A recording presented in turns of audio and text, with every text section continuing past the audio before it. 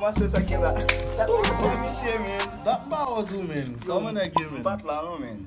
Oh, e sak fè mwen visaj a fwe kon sa men? Ah, ki kote sa men, na fè info men.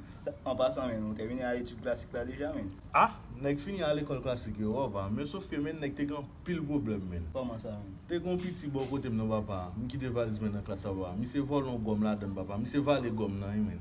Ki sa? Mi se vale gom nan, e disans pou lopon mi se yo kou yal l'hobital avel papa. Yo jon tout trip mi se efase. Gom nan efase tripi? Oui men. Yo, ba e sa e problem ni e men. Se zisman bode. Yo, menm jan la tou men, kite gran man la kay la men.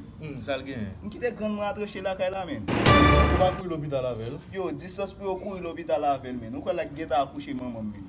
Jesu! E ba e sa problem sou problem. Problem men. Men mwen men mako la, badam vini ala mgon lot problem anko papa. Te kwe moglo ek bola kay mwen papa. Oui, mwel boule men. Yeswa men. Yeswa boule ya? Te gen 5 mo la den papa. 3 mo mouri la den. Oh my God. Yo la gen piye yo men.